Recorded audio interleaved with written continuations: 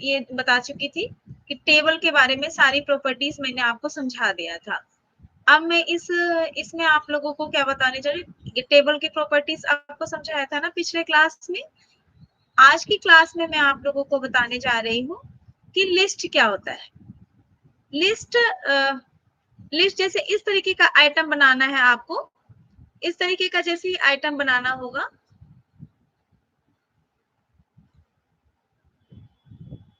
इस तरीके का आइटम बनाना होगा। 1 सेकेंड, मैं पेन टैब अपना निकाल लेती हूँ, 1 मिनट। हाँ, जैसे इस तरीके का आइटम बनाना होगा ना, तो फिर हम मुझे क्या करना पड़ेगा कि जो इसके लिए इसको लिस्ट बोलते हैं, इसको क्या बोलते हैं, लिस्ट बोलते हैं। ऐसे जैसे कि पॉइंट वाइज या नंबर वाइज इसको हम लोग लिस्ट बोलते हैं। एक को अनऑर्डर्ड लिस्ट बोलते हैं, एक को ऑर्डर्ड लिस्ट बोलते हैं। अनऑर्डर्ड लिस्ट मतलब कि जहाँ पे नंबरिंग नहीं दिया हुआ है, जहाँ पे नंबरिंग दिया होगा वहां पे ऑर्डर्ड लिस्ट होगा। आप जैसे कि ये सर्कल माध्यम से आपका ये लिस्ट है, तो वैसे ही सर्कल के माध्यम से भी हम लिस्ट बना सकते हैं। स्क्वायर, रेक्टेंगल, जैसा भी चाहे आप उस तरीके से लिस्ट बना सकते हैं। इसके लिए जो टैग यूज होता है वो टैग है यूएल टैग और L I tag. UL tag में आप क्या करोगे, यूएल और एल आई टैग में कि आप यूएल से स्टार्ट किए, फिर यूएल से बंद किया, फिर एल आई से, उसके बीच में जो भी आपको लिखना है वो एल आई टैग के माध्यम से आप लिख सकते हैं। इसको करेंगे तो यूएल मतलब कि अनऑर्डर्ड लिस्ट, तो इसका आउटपुट जो आएगा वो आउटपुट आएगा इस तरीके का। देखिए, इस तरीके का आपका आउटपुट आएगा। 1 मिनट, मैं 1 मिनट वो स्क्रीन शेयर कर देती हूँ।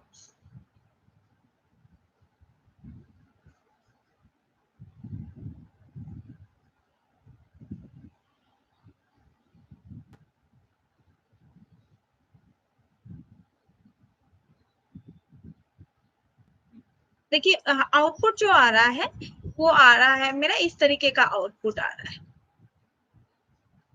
कॉफी, टी, मिल्क, इस तरीके से। अनऑर्डर्ड है इसलिए। जैसे ही इसको ऑर्डर्ड लिस्ट बनाएंगे, तब ऑर्डर्ड लिस्ट कैसे बनाएंगे, ऑर्डर लिस्ट के लिए जो टैग यूज करते हैं वो ओएल टैग यूज करते हैं। ऑर्डर्ड लिस्ट के लिए जो टैग यूज करते हैं, कौन सा टैग यूज करते हैं, ओएल टैग यूज करते हैं। तो चलिए ओएल टैग में चलते हैं। चल,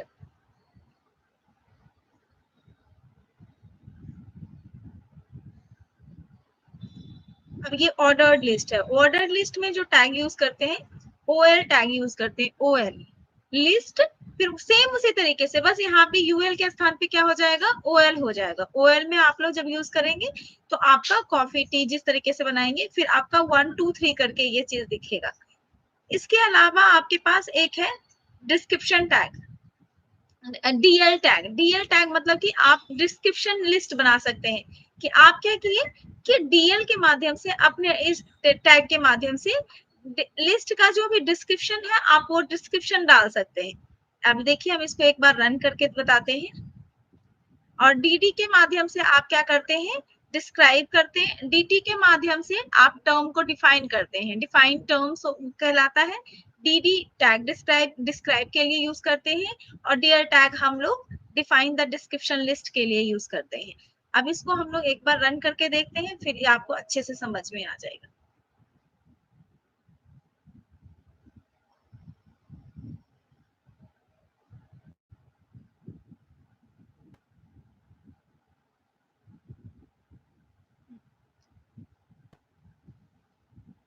आपको दिख रहा है कि कॉफी, कॉफी के बारे में अगर कुछ लिखना था मुझे, तो मैंने लिखा black hot drink. I mean कि इसको हम लोगों को डिस्क्राइब करना था। तो मेरा जो डीटी था वो मेरा कॉफी हो गया, और डीडी जो डिस्क्रिप्शन हो है वो मेरा ब्लैक हॉट ड्रिंक हो गया। अब जब कभी इस तरीके का लिस्ट दिया जाएगा, तो कि इस तरीके से लिस्ट बना होती, कॉफी और मिल्क ये लिस्ट के आइटम्स है, और लेकिन इसके डिस्क्रिप्शन क्या है मेरे पास, black hot drink and white hot drink. इसको जो आप बनाने लगोगे तो वो डीएल टैग से स्टार्ट करोगे कि डिस्क्रिप्शन लिस्ट हम लोग बनाना चाह रहे हैं। एक डिस्क्रिप्शन लिस्ट बनाए। डिस्क्रिप्शन लिस्ट किसके किसके माध्यम से बना, डीटी एंड डीडी के माध्यम से। जैसे कि आपका ऑर्डर्ड लिस्ट किसके माध्यम से बनता था, ओएल एंड एल आई के माध्यम से, याद रखना है।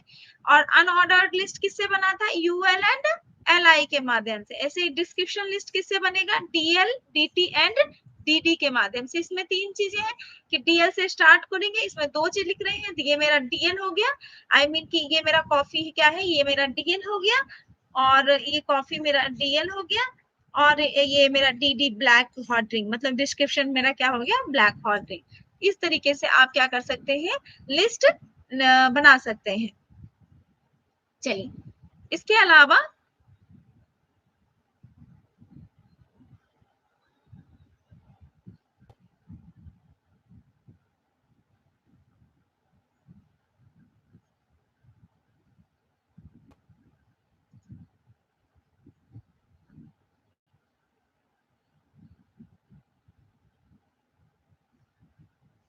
अब देखिए, आपने क्या क्या पढ़ा, एक यूएल टैग जिसमें डिफाइन किया अनऑर्डर्ड लिस्ट को, ओएल टैग जिसमें डिफाइन किया ऑर्डर्ड लिस्ट को, एलआई से लिस्ट बनाए, डीएल से डिस्क्रिप्शन लिस्ट बनाए, डीटी से हम लोग अगर डिस्क्रिप्शन लिस्ट बना रहे हैं तो उसका जो आइटम्स लिखेंगे, डिस्क्रिप्शन लिस्ट जो लिखेंगे, टर्म जो लिखेंगे डीटी से लिखेंगे, डीडी से उसका डिस्क्रिप्शन लिखेंगे। ठीक है, तो अब आई थिंक कि आपको ये चीज लिस्ट बनाना बहुत आसान है, ये आपको समझ में आ गया होगा। लेकिन जब अनऑर्डर्ड लिस्ट बना रहे हैं तो अनऑर्डर्ड लिस्ट में मैंने डिफॉल्टेड मोड में कैसा लिस्ट बन के आता है, वो डिफॉल्टेड मोड में जो लिस्ट बन के आता है वो सर्कुलर फॉर्म में आता है। कैसा फॉर्म में आता है, सर्कुलर फॉर्म में आता है। लेकिन आप जो चाहिए आपको सर्कुलर फॉर्म में नहीं चाहिए, मुझे ना लिस्ट जो चाहिए वो मान लीजिए कि सर्कल के फॉर्म में चाहिए, स्क्वायर के फॉर्म में चाहिए। इसके लिए एक प्रॉपर्टीज है लिस्ट स्टाइल टाइप। तो आप लिस्ट स्टाइल टाइप कैसा देना चाहते हैं, सर्कुलर देना चाहते हैं, स्क्वायर देना चाहते हैं, या बुलेट में डालना चाहते हैं। जो बुलेट में आपने डॉट डॉट देखा था वो बुलेट कहला रहा है, तो वो तो आपका डिफॉल्टेड मोड था, लेकिन सर्कल स्क्वायर इस तरीके से भी आप डाल सकते हैं। देखिए, जो देने का जो तरीका होगा ये आप देखिए कि यूएल लिए स्टाइल में लिस्ट स्टाइल टाइप डिस, ये तो सर्कुलर है, ठीक है। यहाँ पे हम कुछ और सर्कल के लिए देख के देखते हैं कि लिस्ट स्टाइल टाइप आपने क्या लिया, सर्कल लिया है, और सर्कल को आपने बनाया है। तो आप जब भी कुछ भी चेंज करना होगा तो आप इस तरीके से चेंज कर सकते हैं, style equal to list style type क्या है, सर्कल है। चलिए इसको रन करवा के देखते हैं कि क्या बन रहा है। पहले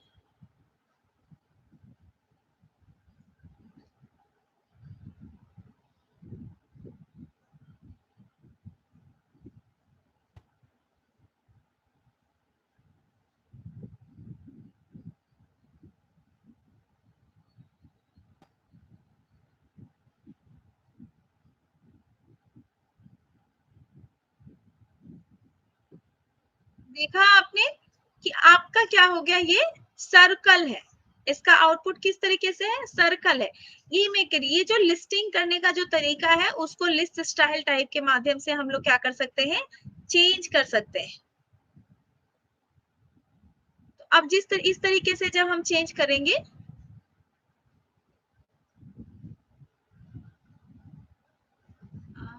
आवाज आ रही है,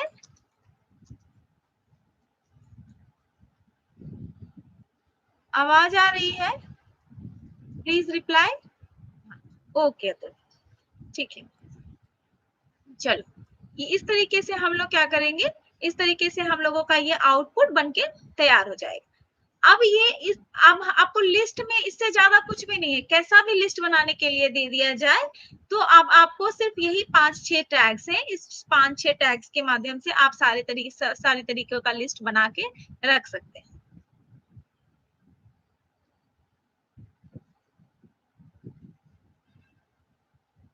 चलो, ऐसे ही स्क्वायर है, ऐसे आपको कुछ नहीं देना है तो नन के माध्यम से आपको कुछ नहीं दे के बना सकते हैं। ठीक है, नॉर्मल आपका कोई भी लिस्ट, मैं एक क्वेश्चन आपको अभी भेजूंगी, आप उस क्वेश्चन को अपने इस तरीके से बना के देखिए कि जो आपका सारा लिस्ट बन के तैयार हो रहा है या नहीं तैयार हो रहा है।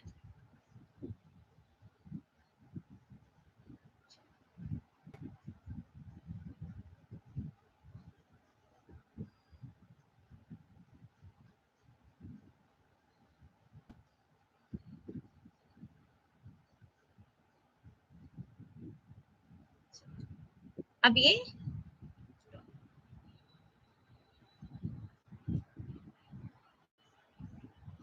ऑर्डर्ड लिस्ट में देखिए, ऑर्डर्ड लिस्ट जो आपने लिस्ट बनाया, ऑर्डर्ड लिस्ट में हो सकता है जो डिफॉल्टेड मोड है वो वैसे तो 1 2 3 4 है।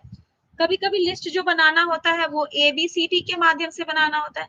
कभी कभी जो लिस्ट बनाना होता है वो small A B C D के माध्यम से होता है। कभी आप रोमन अक्षर में बनाते हैं, कभी आप जैसे कि रोमन में आई 1 2 3 या रोमन में आप कभी अपर केस लेके बनाते हैं।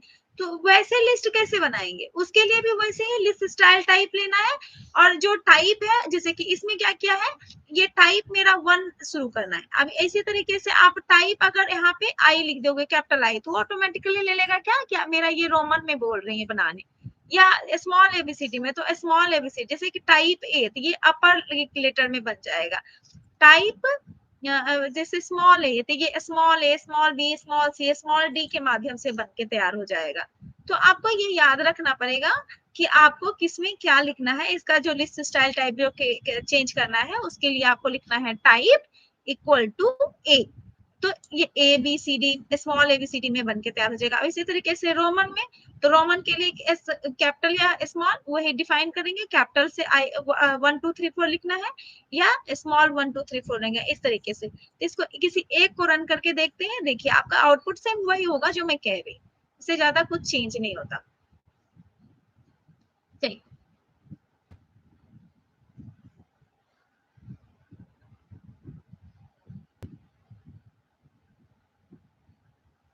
देख रहे हैं आपने क्या लिखा है यहाँ पे, कैपिटल आई से आप स्टार्ट कीजिए। कैपिटल आई रोमन में आपको 1 2 3 4 लिखना है, तो इसने रोमन में 1 2 3 कैपिटल के ऑर्डर में इस तरीके से अरेंज कर दिया है। ठीक है, आई होप कि आपको ये सारी चीजें समझ में आ रही होगी।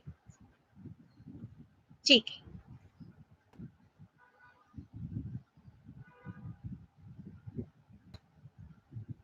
चलिए रोमन ये आपका अब जैसे देखिए कभी कभी क्या होगा कि इस तरीके का स्टार्टिंग पॉइंट, जैसे कि स्टार्ट तो हमेशा 1 2 3 4 से है। कभी कभी ऐसा बनाना होगा वेबसाइट में कि हमको नंबरिंग किसी स्पेसिफाइड नंबर से स्टार्ट करना है, तो उसके लिए हम एट्रीब्यूट यूज करते हैं स्टार्ट एट्रीब्यूट। कौन सा एट्रीब्यूट यूज करते हैं, स्टार्ट एट्रीब्यूट। स्टार्ट एट्रीब्यूट में हम क्या करते हैं, स्टार्ट इक्वल टू 50। तो अब ये 50 से स्टार्ट होगा, इसको रन करके देखिए कि आपको स्टार्ट काउंटिंग कहाँ से करना है। ये आपको जो एट्रीब्यूट करना है तो उसके लिए स्टार्ट टैग का यूज करते हैं हम लोग, स्टार्ट टैग का यूज करते हैं। देखिए इसमें क्या करेंगे हम लोग, इसका जो आउटपुट होगा 50 से स्टार्ट होना चाहिए। चलिए 50 से देखते हैं स्टार्ट हुआ है। देखिए 50 51 52 50 इस तरीके से।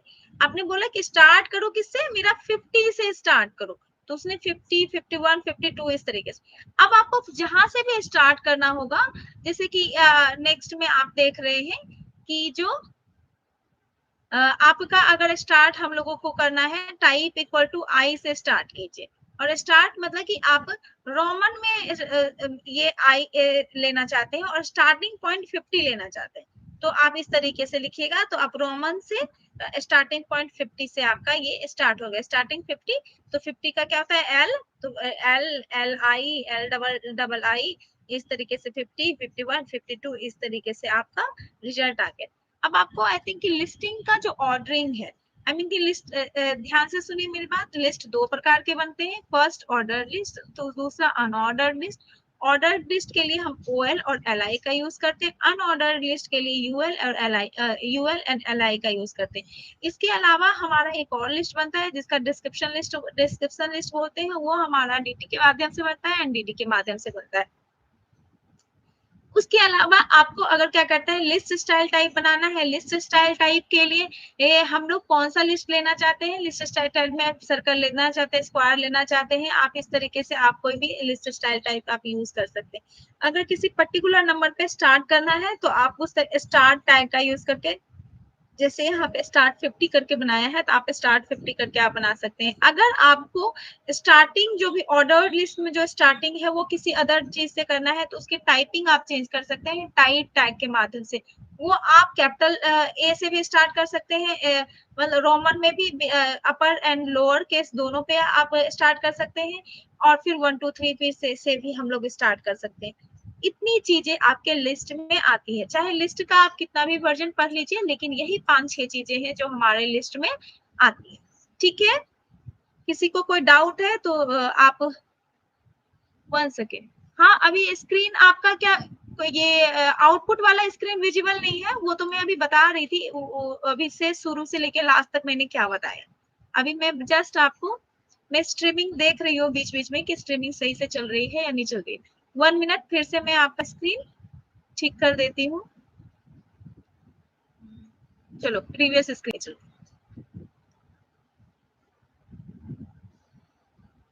अब स्क्रीन विजिबल है?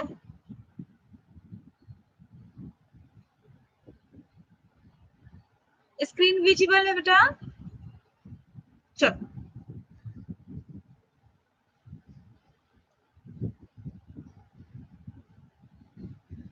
इसके अलावा लिस्ट में कुछ भी नहीं है।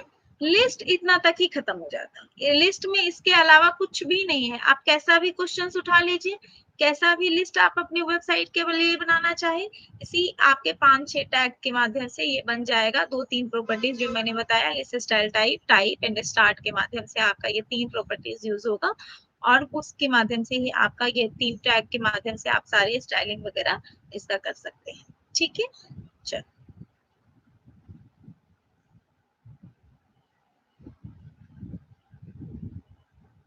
मैं आपको बता चुकी हूँ पहले। हाँ, ये बहुत इंपॉर्टेंट है, ये block and inline elements. Styling के टाइम में आपको ये टर्म बहुत ही ज्यादा इंपॉर्टेंट है कि आप जब की कोई स्टाइलिंग करते हैं ब्लॉक एंड इनलाइन एलिमेंट्स से, तो आप इसकी स्टाइलिंग कैसे करते हैं, बहुत इंपॉर्टेंट है। अब इसको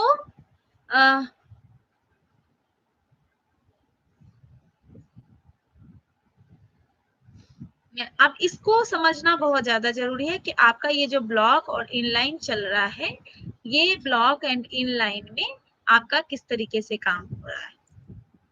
बहुत इंपॉर्टेंट है ये चीज समझना। चलिए,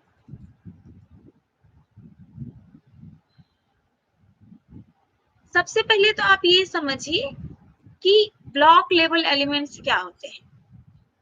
देखिए, वेब पेज, जो वेब पेज है मेरा, वेब पेज जो है मेरा, 1 मिनट, वन नोट में खोलूं, इसको समझाने के लिए मुझे लिखना पड़ेगा। मैं ओपन कर लेती हूँ।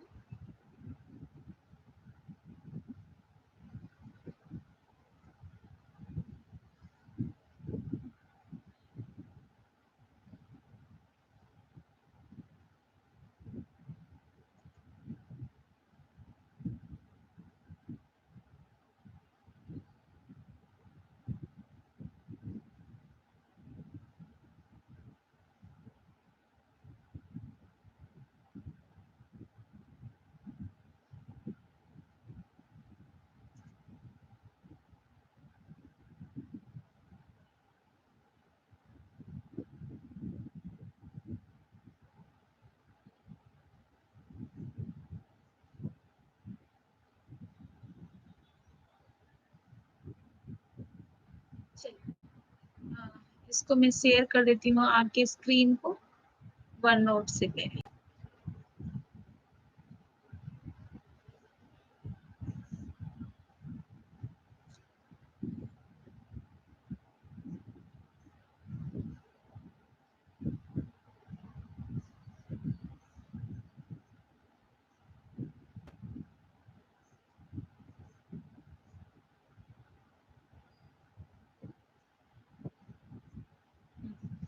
अब देखिए, आप इस बात को समझिए कि मैं जो लिख रही हूँ विजिबल है।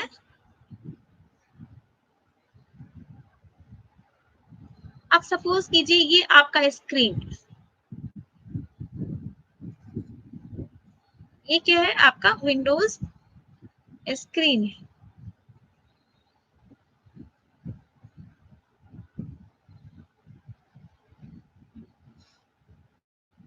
ये आपका विंडोज स्क्रीन है। अब ये स्क्रीन में अगर कोई एलिमेंट्स डालते हैं, अगर ये स्क्रीन में कोई एलिमेंट्स डालते हैं, एक एलिमेंट यहाँ होगा, दूसरा एलिमेंट यहाँ होगा, लेकिन ये आपको कैसे डिफाइन करोगे कि एक कभी कभी क्या होगा, आप जब पैराग्राफ स्टार्ट करते हो तो आप पहले यहाँ लिखते हो, पैराग्राफ का जो भी लाइन होगा यहाँ लिखते हो, फिर जैसे ही आप नेक्स्ट पैराग्राफ स्टार्ट करते हो तो ये आपका यहाँ पे आ जाता है। ये आपको कैसे समझ में आता है कि कब ये स्टार्ट पैराग्राफ यहाँ से, जब यहाँ पे मेरे पास स्पेस था ही तो यहाँ से क्यों नहीं स्टार्ट हुआ, यहाँ से क्यों स्टार्ट हो रहा है? इसी प्रॉपर्टीज को ब्लॉक एंड इनलाइन बोलते हैं। जैसे कि आप समझिए ये मेरा विंडोज है, अगर मैंने कोई टैग, जैसे मैंने पी टैग यूज किया है, तो पी टैग कहता है तो मैं तो ब्लॉक लेवल का हूँ। अगर आपने मेरे पी में कुछ लिखा है तो ये पूरा लेबल यहाँ से पूरा विंडोज, एक लाइन का ये पूरा स्पेस ये मेरा है। कहाँ से, यहाँ से लेके यहाँ तक का ये स्पेस क्या है, मेरा है। अब जब दूसरी बार पी स्टार्ट करोगे तब मैं यहाँ से स्टार्ट होंगी, तीसरी बार जब स्टार्ट करोगे तो मैं यहाँ से स्टार्ट होंगी, 4 टाइम्स जब स्टार्ट करोगे तो मैं यहाँ से स्टार्ट होंगी। मैं किसी को भी यहाँ से फिर यहाँ पे पी स्टार्ट होने नहीं दूंगी। जब पैराग्राफ के अंदर पैराग्राफ लिखना एक अलग डिफरेंट चीज है, वो पैराग्राफ का अपना पार्ट है।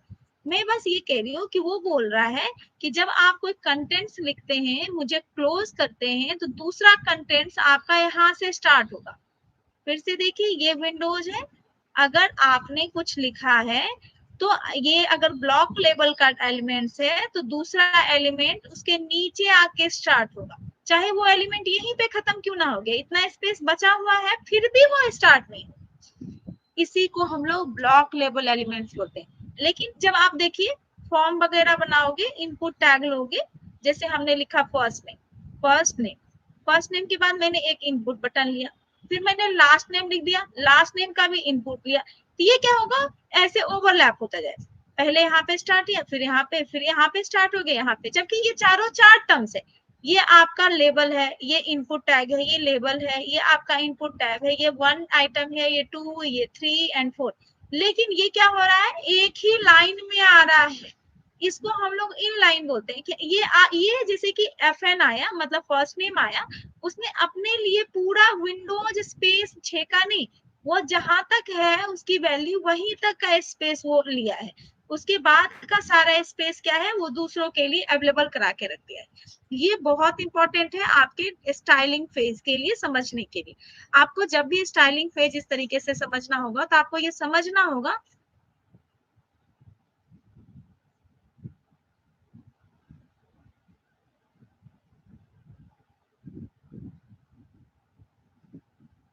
क्या अभिनव चौधरी, आप क्या बोलना चाह रहे हैं कि ब्लॉक एलिमेंट है? यस दुबल, एग्री, पढ़ ही लेगा क्या? यस दुबल, क्या कहना चाह रहे हैं बेटा आप?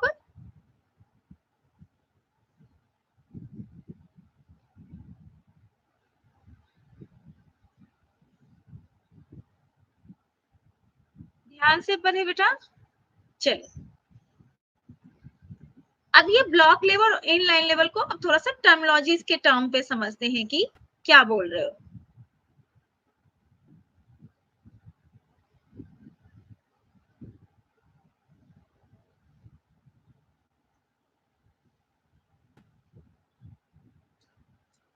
चलो ब्लॉक लेवल एलिमेंट्स हमेशा स्टार्ट होता है क्या, न्यू लाइन से। आप देख रहे होंगे हमेशा स्टार्ट कहां से होता है, न्यू लाइन से। ब्राउजर ऑटोमेटिकली ऐड कर देता है some space before and after the element, और block level elements always takes up the full width available. जितना भी विंडोज में विड्थ अवेलेबल है सारे अवेलेबल विड्थ को वो लेता है। जैसे कि आपका पी एंड डी है, जब भी डिवीजन बनाते हो, एक डिवीजन के बाद दूसरा डिवीजन, दूसरे डिवीजन के बाद तीसरा डिवीजन, इस तरीके से आता है।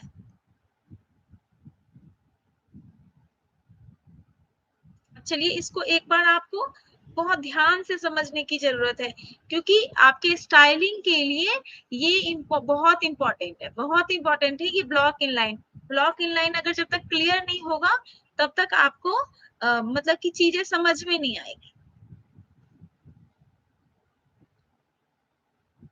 क्लियर होना बहुत जरूरी है इस टर्म को। फिर आपको स्टाइलिंग के टाइम में CSS का बहुत सारा टर्म एक ही बार में क्लियर हो जाएगा कि किसको कैसे करना है। जैसे देखा, आपने हेलो वर्ड लिखा, हेलो वर्ड लिखा, और इसको आप अभी इसके सॉलिड वगैरह इसको हटा देती हूँ।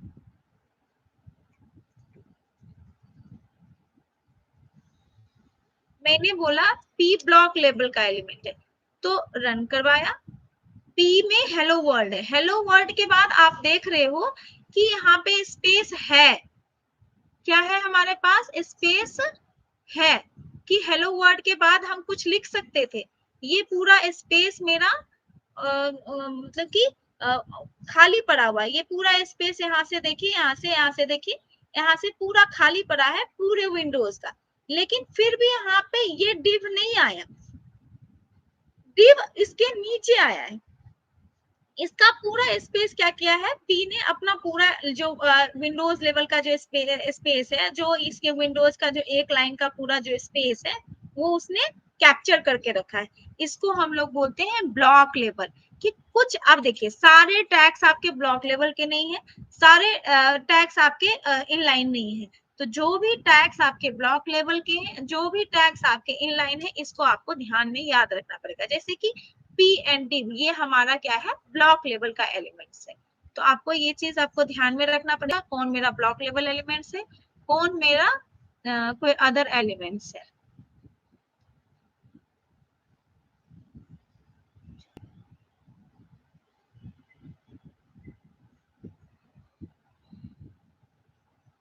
इनलाइन एलिमेंट्स, ठीक है।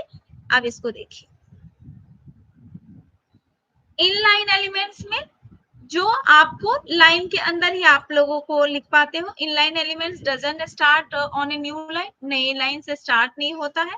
ओनली टेक्स्ट उतना ही स्पेस लेता है जितना उसका नेसेसरी है, जितने वर्ड्स का। जैसे हेलो वर्ड लिखा है, तो हेलो वर्ड स्पैन में लिखा है, तो इसके बाद अगर कुछ भी लिखते हैं तो उसके यहाँ पे जैसे स्पेस खत्म हुआ है, इसके बाद ही वो स्टार्ट होना शुरू हो जाएगा। जैसे कि कोई लेबल लेते हैं, इनपुट बॉक्स लेते हैं, सारे इनलाइन है हमारे। देखिए यहाँ पे सारे इनलाइन एलिमेंट्स के बारे में, A abbreviation, acronym, B BDO, big, em, map, select, text area, sub, super, strong, variable, TT, span, small, title, object, ये सारे इमेज, ये सारे एलिमेंट्स हमारे कौन से हैं, इनलाइन एलिमेंट्स है। अब आपको समझ में आ गया ब्लॉक लेवल एलिमेंट्स क्या होता है, इनलाइन एलिमेंट्स क्या होता है। अगर किसी को भी इसमें दिक्कत है तो अभी बताओ, कि अगर किसी को ब्लॉक लेवल एलिमेंट्स में एंड इनलाइन एलिमेंट्स में कोई दिक्कत समझ में आ रहा है। चलो नेक्स्ट टॉपिक स्टार्ट करते हैं।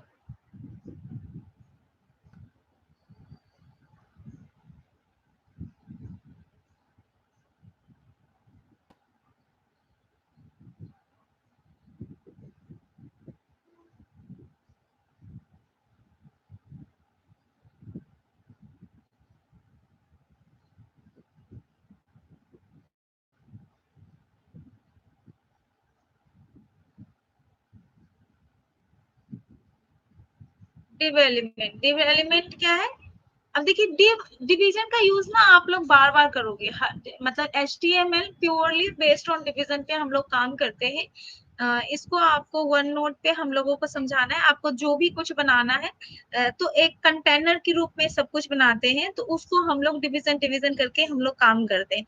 और बहुत इंपॉर्टेंट है, अभी तक जितने भी टैग्स आपने पढ़े हैं, उन सारे टैग्स में आपका ये जो डिवीजन टैग्स है, वो सबसे ज्यादा इंपॉर्टेंट। देखिए सारे टैग्स इंपॉर्टेंट है, किसी के बिना सब, मतलब सब एक दूसरे पे डिपेंडेंट है। तो मैं बस इतना कहना चाह रही हूँ कि जब भी प्रोग्रामिंग के टर्म में जब हम कुछ बात करेंगे, तो प्रोग्रामिंग के टर्म में ये सारी चीजें बहुत मायने रखती है। जैसे अब देखो, मैंने बोला कि एक विंडोज में हम यहाँ पे सपोज कीजिए कि एक वेबसाइट बनाने के लिए बैठे, ये मेरा विंडोज है और हम एक वेबसाइट बनाने के लिए बैठे, ठीक है। अब वेबसाइट में सपोज किया कि ये मेरा एक फॉर्म है, सपोज कर लीजिए ये एक मेरा नया बार है, ये मेरा एक फूटर है, यहाँ पे भी मैंने कोई टेक्स्ट एरिया बनाया है, यहाँ पे भी मैंने कुछ एरिया बनाया। अब क्या है कि जो पूरा का पूरा विंडोज आपने एक division, 2 division, 3 division, 4 division and 5 division में बांटे।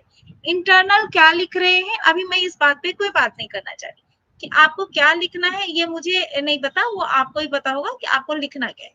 मैं बस कह रही हूँ कि विंडोज को आपको जो स्ट्रक्चर देना है, स्ट्रक्चर देना है इस तरीके से। सपोज कर लेते हैं कि आपने स्ट्रक्चर दिया इस तरीके से, 1 आपने ये लिया, दूसरा आपने ये लिया, तीसरा आपका जो डिवीजन है ऐसा होना चाहिए, 5th डिवीजन आपने इस तरीके से उठाया है, 6th डिवीजन आपने इस तरीके से उठाया है। अगर विंडोज का स्ट्रक्चर आपको इस तरीके से बनाना है तो बहुत आसानी से इसको आप div 1, इसको div 2, इसको div 3, इसको div 4, इसको div 5, इस तरीके से आपको 5 डिवीजन को क्रिएट करके अपना सारा काम बहुत ही आसानी से क्या कर सकते हैं, कर सकते हैं। तो ये जो डिवीजन है, अब डिवीजन को बनाने के लिए आपको क्या करना है, div टैग का यूज करना है। div टैग के यूज करने के बाद आपको ये काम बहुत आसानी से हो जाएगा। देखिए बनाना बहुत आसान है, लेकिन हमको करना क्या है कि ये जो स्ट्रक्चरिंग है, किस तरीके का स्ट्रक्चरिंग आपको डिफाइन करना है, वो डेफिनेशन बहुत ज्यादा इंपॉर्टेंट। कि आप डिव ले रहे हो, एक डिव ले रहे हो आपने पूरे लेवल पे, मतलब कि उसका विड्थ आपने 100 रख दिया है। दूसरा डिवीजन जो आप उठा रहे हो वो आप उसके अंदर आपने 3 डिवीजन उठाया है। अब देखिए इस तरीके की चीजों में आप क्या इस तरीके से काम कर सकते हैं क्या? ध्यान से देखिए इसको, इसकी स्ट्रक्चरिंग बनाने के लिए जैसे कि हमने इसका जो स्ट्रक्चरिंग बनाया है, इसको हमको इस तरीके से लिखे तो ज्यादा आसान नहीं हो जाएगा? ध्यान से देखिए, इस तरीके से लिखे तो ज्यादा आसान नहीं हो जाएगा? एक डिवीजन लिया, ध्यान से देखिए, ये डिवीजन लिया, इस डिवीजन के अंदर आप कुछ भी लिखिए तो वो एक एक क्लास टाइप से बन जाए। एक और डिवीजन लिया थोड़ा बड़े साइज का, ध्यान से देखिए, इसके अंदर आपने क्या कर दिया, 3 डिवीजन ले लिया इस तरीके से, 3 4 जो भी थे। फिर एक डिवीजन लिया आपने इस तरीके से, तो ये आपके लेआउट को बनाने में बहुत ज्यादा मदद करता है। इस मतलब कि डिवीजन का बेसिकली यूज क्या है, हमारे लेआउट को बनाने में ये हमारा बहुत ज्यादा मदद करता है। अभी आपको दिखाएंगे जितने भी प्रोग्राम्स हम बनाएंगे, सारे के सारे प्रोग्राम्स, जब भी हम कोई वेबसाइट बनाने की बात करेंगे तो सारे के सारे प्रोग्राम्स हम क्या करेंगे कि डिवीजन के माध्यम से ही बनाएंगे। बिना डिवीजन के हम कोई भी एलिमेंट्स को नहीं लिखेंगे। इससे हम लोगों का क्या होगा, सीएसएस अप्लाई करना बहुत ज्यादा आसान हो जाता है कि एक डिवीजन पे आपने क्या सीएसएस अप्लाई करना है, दूसरे डिवीजन पे आपको क्या सीएसएस अप्लाई करना है। जनरली डिवीजन को हम लोग क्या बोलते हैं, कंटेनर बोलते हैं। क्या बोलते हैं, कंटेनर बोलते हैं। आई होप कि आप लोगों को ये बात समझ में आ रही होगी। हाँ या ना बोल दो बेटा, समझ में आ रही है?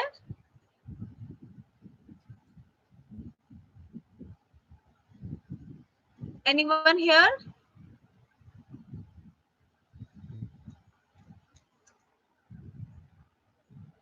ओके, चलो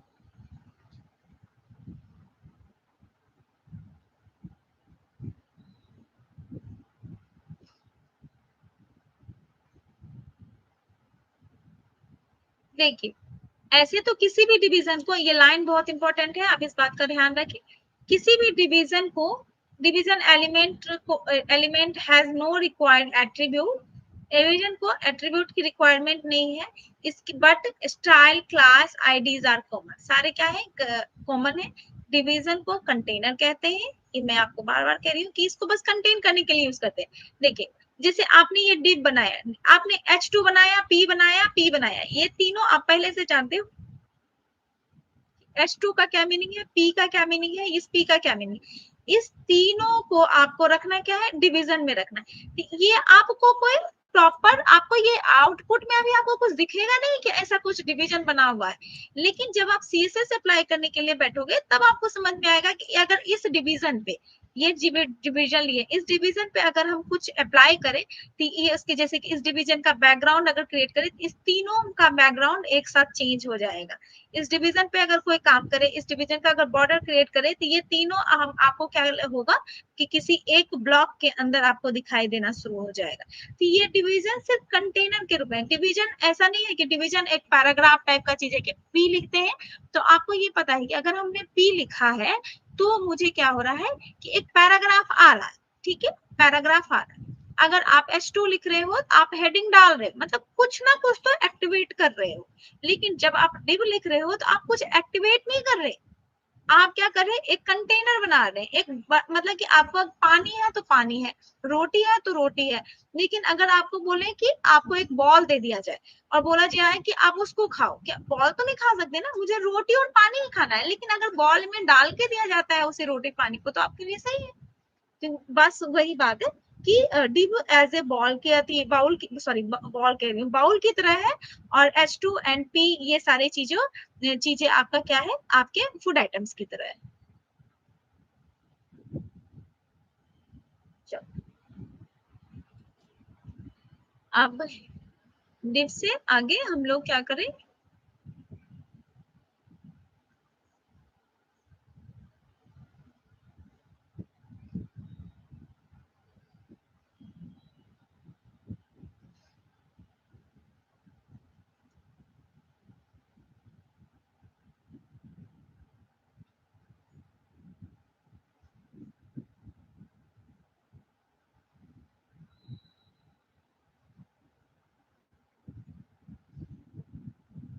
चलो, एक चीज को थोड़ा ध्यान से समझते हैं आउटपुट के माध्यम से, फिर आपको क्लियर हो जाएगा ये सब चीजें।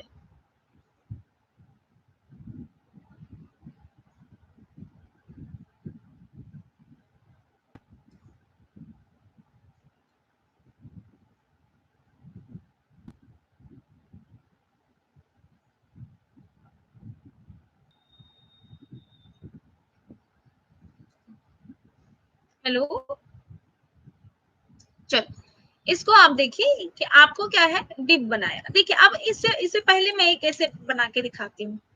मैंने एक डिप बनाया, नॉर्मल डिप बनाया, ठीक है, कुछ भी नहीं किया। देखते हैं इस पे कुछ इफेक्ट दिख रहा है। रन करवा दिया, यहाँ पे कुछ भी नहीं आया। अब चलिए इसके बाद स्पेस दे देती हूँ मैं कुछ, रन करवाया, कोई स्पेस नहीं आया। कहने का मतलब है कि जो आप, जैसे अभी इस डिव के अंदर मैंने कुछ स्पेस डाल दिया, चलो फिर रन कराए, यहाँ पे कोई स्पेस नहीं आया। तो डिव आपका स्पेस या इस तरीके का कोई ऐसा एलिमेंट्स नहीं है, ऐसा टैग्स नहीं है जो कुछ कंटेन कर रहा है। डिव एक कंटेनर है जिसके अंदर आपको कुछ ना कुछ तो लिखना ही पड़ेगा। चाहे आप पी, पैराग्राफ, हेडिंग कुछ भी लिख रहे हैं, फॉर्म डाल दें या आप कुछ इमेजेस डाल दें, आपको कुछ ना कुछ तो डालना पड़ेगा। आपके डायरेक्ट डिव लिखने से आउटपुट में कोई भी फर्क नहीं पड़ रहा है। अब देखिए, जैसे कि इसने नेक्स्ट लाइन में इसने एक डिव लिखा, ठीक है, ये डिव लिखा, तो डिव लिखने के बाद इसने एक H2 डाला, P डाला और P डाला, दो पैराग्राफ डाले। और इसको मैं हटा देती हूँ अभी, इसमें इसको मैं हटा, अब इसको रन करवाते हैं। देखिए, आपने, अगर आप डिव नहीं भी डालते तो भी ये लाइन इस तरीके से आता, लंदन पी पी इस तरीके से आता ही आता। आपने डिव डाला है या नहीं डाला है, आउटपुट में अभी कोई फर्क नहीं पड़ रहा, लेकिन लेआउटिंग में बहुत फर्क पड़ रहा है। लेआउटिंग का मतलब है कि जैसे आप चाहते थे कि इस तीनों के अंदर का बैकग्राउंड प्रॉपर होना चाहिए, इसका एक बैकग्राउंड इस कलर का होना चाहिए, इस तीनों को किसी ना किसी पर्टिकुलर एरिया में डालना होता, तो आपने क्या किया है कि पर्टिकुलर एरिया एक डिवीजन ले लिया है, उसमें डाला है। उसमें जो कलर डालना चाह रहे थे, आपने क्या किया, इस तरीके का कलर डाल दिया। और फिर जब आपने रन करवाया, देखिए रन करवाया, तो अब ये क्या होगी कि इस तीनों का जो बैकग्राउंड कलर है, वो बैकग्राउंड कलर एक साथ आप अप्लाई कर पा रहे। मतलब कि मल्टीपल एलिमेंट्स को एक ग्रुपिंग में बना के उस पे अगर कुछ CSS अप्लाई करना चाहते हैं, तो उसके लिए डिवीजन एज एन कंटेनर बहुत ज्यादा इंपॉर्टेंट है। और ये आपकी वेबसाइट के लिए बहुत ज्यादा इंपॉर्टेंट है। हर वेबसाइट को आप कभी खोल के देखेंगे। चलिए नेक्स्ट क्लास में मैं आपको एक वेबसाइट पूरा ओपन करके दिखाऊंगी, और उस वेबसाइट के हर वेबसाइट के हर टर्म को हम लोग पहले एक्सट्रैक्ट करेंगे कि ये क्या है, क्या है, क्या है, इसको किसके माध्यम से हम बना सकते हैं। ठीक है, आई होप कि आपको ये चीजें समझ में आ रही होगी। नेक्स्ट चलते हैं।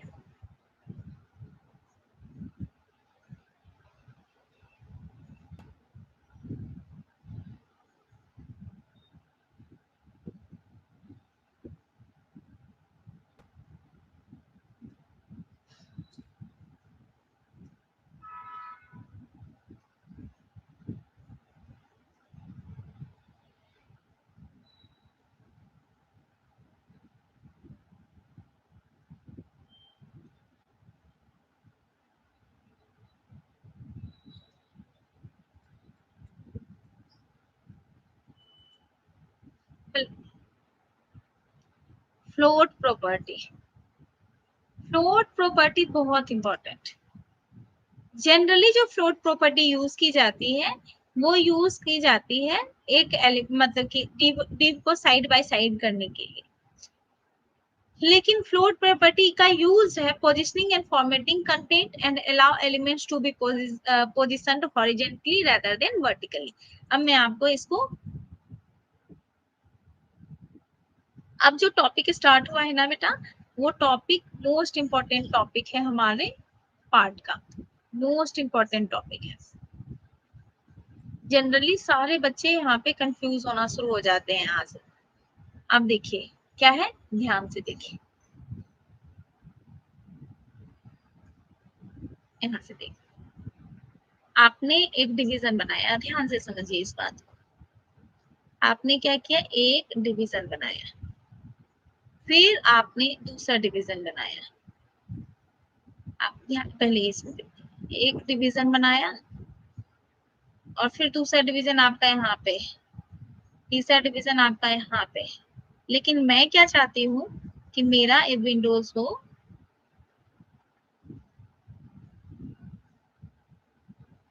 इसमें कैसा आए, एक डिवीजन यहाँ आए, दूसरा डिवीजन यहाँ आए, तीसरा डिवीजन यहाँ पे आए। तो लेकिन डिवीजन ऑटोमेटिकली कैसे आएगा, ऐसा आएगा। लेकिन आपको करना क्या है, इस तरीके करना है। ये फ्लोट प्रॉपर्टी कहलाता है कि आप ही क्या करो, इसको इस तरीके से फ्लोट करो कि यहाँ पे डालो, यहाँ पे डालो, यहाँ पे डालो। इसको हम लोग बोलते हैं फ्लोट प्रॉपर्टीज। फ्लोट प्रॉपर्टीज में क्या हो जाएगा, फ्लोट, एक मिनट, वन सेकेंड, मैंने वो वन नोट स्क्रीन नहीं किया, वन सेकेंड मैं शेयर करती हूँ पहले स्क्रीन, ना लिखा भी था। देखिए आपका वन नोट स्क्रीन में मैं लिख के काम करके बता रही थी। हेलो, अगर आप जब डिवीजन क्रिएट करते हैं तो एक डिवीजन यहाँ, दूसरा डिवीजन यहाँ, तीसरा डिवीजन ऐसे है। लेकिन मैं क्या चाहती हूँ कि आपके विंडोज में एक डिवीजन यहाँ, दूसरा डिवीजन यहाँ, तीसरा डिवीजन यहाँ पे आए। इसके लिए जो आपको यहाँ से इस तरीके से, इस तरीके का कन्वर्जन चाहिए, इसके लिए जो प्रॉपर्टीज आप यूज करते हैं उस प्रॉपर्टीज को हम लोग फ्लोट प्रॉपर्टीज कहते हैं। कौन सा प्रॉपर्टीज कहते हैं, फ्लोट प्रॉपर्टीज कहते हैं। तो आपको इसके लिए क्या करना पड़ेगा, फ्लोट प्रॉपर्टीज यूज करना पड़ेगा। कैसे यूज करते हैं, कहता है कि float property are not originally mean to the align div element side by side, जिसका हमेशा से यूज तो फ्लोट प्रॉपर्टी का यही किया जाता है, लेकिन जो इस फ्लोट प्रॉपर्टीज का यूज बेसिकली होता है वो पोजिशनिंग एंड फॉर्मेटिंग होती है। हम लोग अभी भी उसका पोजिशनिंग ही काम कर रहे हैं, बस डिफरेंट स्टाइल से। अभी देखते हैं कि इसको आपने देखा, एक कंटेनर है मेरे पास, एक कंटेनर डिव है, मैंने उसकी प्रॉपर्टीज फ्लोट क्या कर दिया है, लेफ्ट कर दिया है। अब क्या हो रहा है, ये जो प्रॉपर्टीज है लंदन, ओस्लो एंड रोम, ये एक दूसरे के लेफ्ट में आके अलाइन कर गया। पहले कैसे था, ये लंदन के नीचे ओस्लो था, ओस्लो के नीचे रोम था। अब क्या हो गया, लंदन है एक, दूसरा ओस्लो और तीसरा ओस्लो, मतलब कि विद इन अ विंडो, इस विंडो के अंदर आपने एक डिवीजन, दो डिवीजन एंड थ्री डिवीजन बना दिया। अब ये जो नीचे मतलब कि 1 2 3 वर्टिकली था, आपको उसमें उसको किस किस रूप में कर दिया है आपने, हॉरिजेंटली रूप में कर दिया। तो कोई भी वर्टिकल आइटम्स को अगर हॉरिजेंटल आइटम्स में अगर कन्वर्ट करना हो तो हम लोग कौन सा प्रॉपर्टीज यूज करते हैं, फ्लोट प्रॉपर्टीज यूज करते हैं। This one is very important topic, कि जो आप इसके लिए आप लोग कौन सा प्रॉपर्टीज यूज करते हैं, फ्लोट प्रॉपर्टीज यूज करते हैं।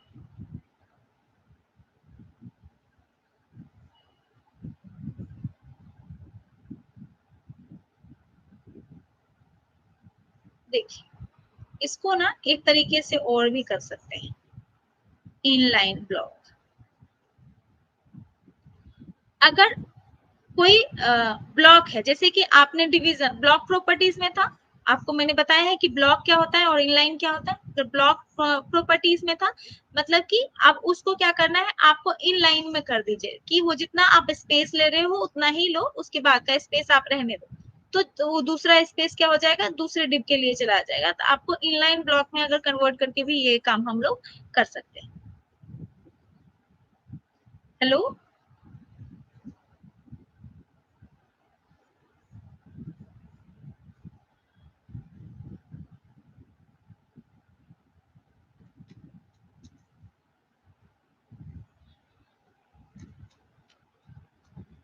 अब विजिबल हो रहा है?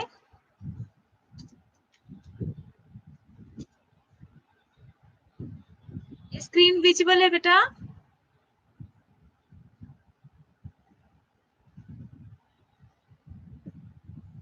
चाहिए आती हूँ वहीं पे। चलो चलो चलो।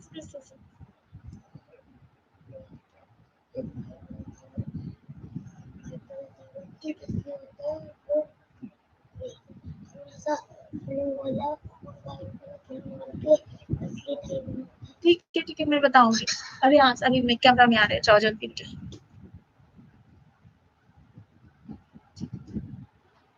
हेलो, अच्छा हाँ ठीक है, विजिबल है ना? गुड। चलिए ये विजिबल है। मैं बस ये कह रही हूँ कि ये जो इनलाइन प्रॉपर्टीज है, जब भी inline properties, block properties, floating properties, ये आपकी वेबसाइट मेकिंग में बहुत ज्यादा इंपॉर्टेंट है और बच्चे बहुत कंफ्यूज खाते हैं इस चीज में कि जो मैं अगर मैं नॉर्मल एक दो डिवीजन बना के उसको उसको मैं चेंज करने के लिए बोलती हूँ, इसको रो वाइज चेंज करो, इसको कॉलम वाइज चेंज करो, तो बच्चे को बहुत कंफ्यूजन होती है। इसलिए आप इन सारी बातों पे बहुत ध्यान रखें कि अब से आपका सीएसएस का कुछ पोर्शन ऐसा है जो पोर्शन आपके वेबसाइट के हर पार्ट में बहुत यूज होता है, ये बहुत इंपॉर्टेंट है। तो अभी आपने देखा कि जब हम लोग क्या करते हैं, ब्लॉक प्रॉपर्टीज को यूज करते हैं, तो आपका क्या ब्लॉक प्रॉपर्टीज का क्या मतलब था कि हम जो भी टाइल यूज करेंगे विंडोज के पूरे विड्थ तक ले रहा होगा। अगर हम ब्लॉक लिख देते हैं उसके डिस्प्ले को कि आप इसका डिस्प्ले ब्लॉक है, तो अब वो क्या कर रहा है कि पूरा जो आपका विंडोज है, चाहे विंडोज आप लोग, विंडोज का मतलब है कि चाहे मोबाइल का विंडो यूज कर रहे हैं, टैबलेट का विंडो यूज कर रहे हैं, डेस्कटॉप का विंडो यूज कर रहे हैं या प्रोजेक्ट का विंडो यूज कर रहे हैं, जो भी आपने विंडोज यूज किया है, उसका जो 100% विड्थ है वो 100% विड्थ वो टैग पहले लेगा। नेक्स्ट जैसे ही एलिमेंट्स आएगा वो नेक्स्ट एलिमेंट उसके नेक्स्ट लाइन में आएगा। ये आपने देखा ब्लॉक प्रॉपर्टीज में। अगर इस प्रॉपर्टीज को आपको चेंज कर देना है तो आपको लिखना पड़ेगा कि आपने डिस्प्ले इनलाइन ब्लॉक कर दीजिए। तो वो आप क्या करेगा, इनलाइन का क्या मतलब था? इनलाइन का मतलब था कि जितना स्पेस तुम ले रहे हो, जितना स्पेस तुम्हारे लिए रिक्वायर्ड है उतना ही लीजिए, बाद बाकी जो स्पेस है उसको आप रहने दीजिए। तो आपको क्या करना है, अगर कोई भी चीज को वर्टिकली नहीं हॉरिजेंटली रूप से अलाइन करना है, तो आपको उसकी ब्लॉकिंग को क्या करना पड़ेगा, इनलाइन ब्लॉक करना पड़ेगा। या उसके फ्लोट प्रॉपर्टीज को आप जिस तरीके से फ्लोट प्रॉपर्टीज में आप राइट की तरफ से फ्लोटिंग कराना चाहते हैं, लेफ्ट की तरफ से फ्लोटिंग कराना चाहते हैं, आप जिस भी तरीके से फ्लोटिंग करा के आप काम कर रहे थे, आप उसके फ्लोटिंग के माध्यम से उसकी पोजिशनिंग आप डिफाइन कर सकते हैं। आई होप कि आपको ये चीजें समझ में आ रही होगी। इसमें आप लोग क्या कीजिए कि एक क्वेश्चन बनाइए। मैं ये क्वेश्चन आपके वन नोट पे के समझाती हूँ कि आप लोगों को कौन सा क्वेश्चन लिख बनाना है।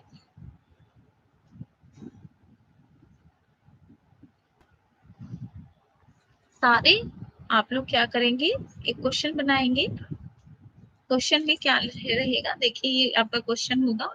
एक क्वेश्चन में आपको क्या करना है, ये लेना है एक विंडोज में 5 डिवीजन लेना है। कितने डिवीजन लेने हैं? 5 डिवीजन लेने हैं। और 5 डिवीजन का सबका अलग अलग कलर रखिए और ये कलर आप 5 डिवीजन इस तरीके से मुझे डिस्प्ले करेंगे। क्लियर है? क्वेश्चन समझ में आ गया कि क्वेश्चन क्या करना है, आप लोगों को 5 डिवीजन लेना है और विंडोज में हॉरिजेंटली मोड में इस 5 डिवीजन को क्लिक कराना, 5 डिवीजन को डिस्प्ले कराना है।